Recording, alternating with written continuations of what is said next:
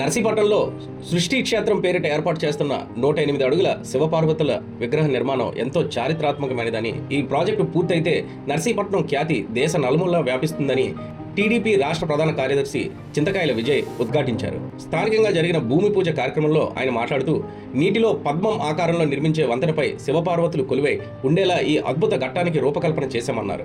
ఈ బృహత్తర ప్రాజెక్టును కేరళకు చెందిన ప్రముఖ శిల్పి దేవదత్, వంతెన నిర్మాణాన్ని ఇంజనీర్ గౌతమ్ ఆధ్వర్యంలో చేపడుతున్నట్టు తెలిపారు. శిల్పి దేవదత్ తన 23 ఏళ్ల వయసులోనే త్రివేంద్రం సమీపంలోని అజ్మల్ అనే ప్రాంతంలో సముద్ర నేపథ్యంలో 58 అడుగుల శివ విగ్రహాన్ని అద్భుతంగా తీర్చిదిద్దారని, ఆ ప్రాంతానికి ప్రతిరోజు 48,000 మందికి పైగా భక్తులు వస్తుంటారని విజయ్ గుర్తు చేశారు.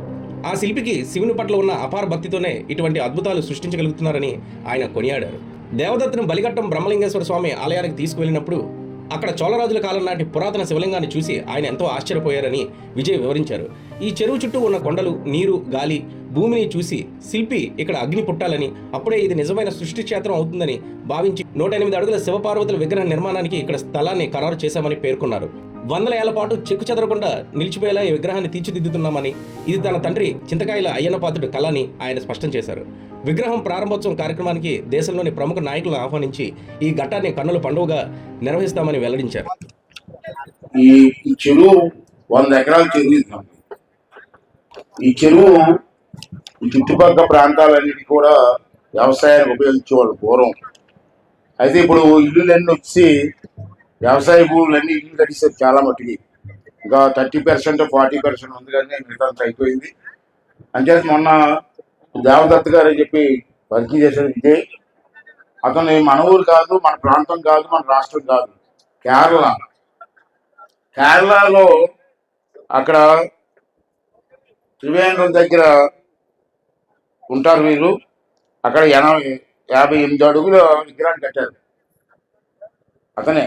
ఆ వయసులో, చిన్న వయసులో, ఇప్పటికీ చిన్న వయసు, పెద్ద వయసు ఏం కాదు, స్మాల్ ఏజ్. అయితే ఆ వయసులో కట్టారు. విచిత్రం ఏంటంటే అన్ని దేశాల నుంచి వచ్చి ఆ విగ్రహం చూస్తారు ఇప్పుడు అక్కడ. ఆ విషయం మాకు విజయ్ తెలిసి అక్కడికి వెళ్ళడం జరిగింది. చూస్తే చాలా ఆశ్చర్యపోయారు. విజయ్ కూడా చిన్నప్పటి నుంచి నాకంటే పెద్ద అందరూ దేవుని మొక్కెత్తాను నేను. ఏ గుడికి వెళ్తే ఆ గుడికి మొక్కుతాం. ఆడికి ఎందుకు చిన్నప్పటి నుంచి చూస్తాను, శివుడి మీద ఎక్కువగా మాట్లాడేవాడు చిన్నప్పటి నుంచి కూడా మా అబ్బాయి. అది అలా పెరిగింది. ఆడికి పెరిగిన తర్వాత శివుడి విగ్రహం పెట్టాలని ఆలోచన భగవంతుడు ఇచ్చేటప్పుడు తెలియదు. ఒకసారి నాకు చెప్పారు, మంచి శిల్పిని దొరికితే సార్ దొరికారు మాకు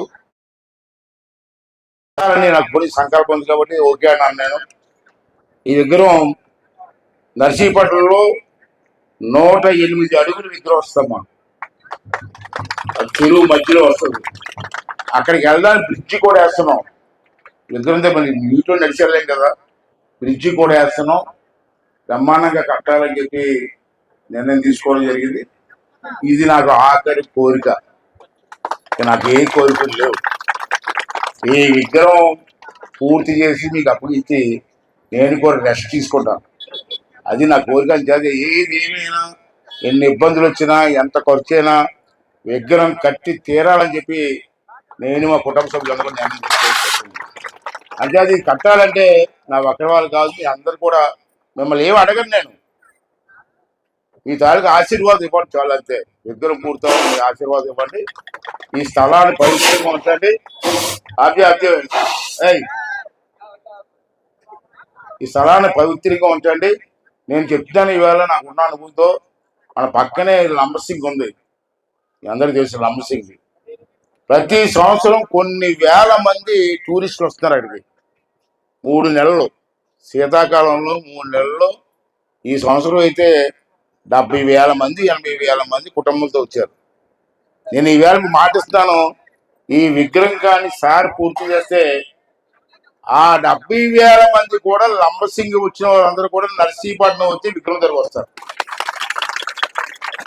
నర్సీపట్నం రోజుకి 1,00,000 మంది, 3 నెలలు లక్షలాది మంది టూరిస్టులు వస్తే విగ్రహం చూడడానికి నర్సీపట్నంలో ఎంత బిజినెస్ పెరుగుతుంది.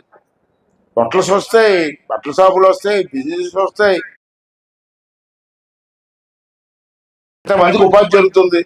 అంటే ఒక పుణ్యక్షేత్రంతో పాటు టూరిజం డెవలప్ అవుతుంది, ఎంతో మందికి ఉపాధి దొరుకుతున్న ఉద్దేశంతో దీన్ని నేను సంకల్పంగా తీసుకున్నాను. ఇక నాకు ఏ కోరికలు లేవు. దేవుడి దేవల్ల 42 సంవత్సరాలు బట్టి అధికారంలో ఉన్నాం, చేసాం, సేవ చేసాం. ఇంకా నాకు ఆఖరి కోరిక, ఒక కోరిక ఉంది, అది కూడా పూర్తి చేయాలని చెప్పి దాని మీ ఆశీర్వాదం, భగవంతుడి ఆశీర్వాదం ఉండాలని మనస్ఫూర్తిగా కోరుకుంటూ, దీనికి ఎంత అవుతుందో ఇప్పుడు నాకు తెలియదు, నేను అడగలేదు కూడా. విజయ్ అన్నాడు నాన్న చేద్దామంటే ఎంత అవుతుందని కూడా అడగలేదు. నేను ఒకటే చెప్పాను, నువ్వు అనుకుంటున్నావు భక్తుడివి, శివుడు భక్తుడివి, నాకు కూడా ఇష్టం. అంటే డబ్బు గురించి చూడకు, అవసరం మా ఆవిడ పొలం ఉంది అమ్మేద్దాం. ఏం పద్మ ఓకే అమ్మేద్దాం, పర్లేదు, గుడి మాత్రం విగ్రహం మాత్రం అవ్వాలని చెప్పి అనుకున్నాం. చేస్తామమ్మా, మీ అందరూ సహకారం ఇవ్వండి. ఇక్కడ ఉన్న నాయకులందరినీ ఒకటే కోరుకున్నానండి, నాకు మీరు ఏ సహకారం చేయొద్దు, కానీ నా సంకల్పం మాత్రం పాడు చేయొద్దు. రాజకీయాలు చేయకండి, రాజకీయాలు చెయ్యొద్దు. దేవుడు విగ్రహం చేస్తే సహకారం అందించాలి, చెయ్యి కలపండి, లేకపోతే నన్ను ఏమి ఇబ్బంది పెట్టవద్దు. లాస్ట్ టైం అలాగే నూకాలమ్మ గుడి 10 సంవత్సరాల క్రితం కట్టవలసిన గుడి గారు కట్టాను నేను, రాజకీయాల్లో పడిపోయి. దీనికి అలా జరగకూడదు. ఈ అందరూ సహకారం ఇవ్వండి, బ్లెస్సింగ్స్ ఇవ్వండి, రాజకీయంగా ఇబ్బందులు పెట్టవద్దని చెప్పి మరొకసారి కోరుకుంటూ, మరి పెద్దలందరూ వచ్చారు, చాలామంది వచ్చారు, ఇంజనీర్లు అంతా వచ్చారు, వాళ్ళందరికీ కూడా మనస్ఫూర్తి ధన్యవాదాలు చేసుకుంటూ, త్వరలోనే నా సంకల్పం అయితే భగవంతుడి దయ వల్ల, ఈశ్వరు దయ వల్ల వాతావరణం అన్ని అనుకూలిస్తే 1 సంవత్సరం లోపునే దాన్ని పూర్తి చేయాలని చెప్పి నేను నిర్ణయించుకోవడం జరిగింది. అందుకే భూమి పూజ చేస్తున్నాం. ఇక రేపు నుంచి పని కూడా స్టార్ట్ చేస్తాం. ఆల్రెడీ ఉత్తరవాయిందో షెడ్ కట్టాం విగ్రహం కట్టడానికి, ఈ పక్కన కూడా బ్రిడ్జ్ కట్టడానికి అది కూడా ఏర్పాటు చేస్తున్నాం. రేపు నుంచే స్టార్ట్ చేయాలని చెప్పి సంకల్పం ఉంది. దానికి మీ అందరూ సహకరించి ఈ ప్రాంతాన్ని మాత్రం పవిత్రంగా ఉంచమని చెప్పి మాత్రం మీ అందరినీ కోరుకుంటూ సెలవు తీసుకున్నాను. Thank you.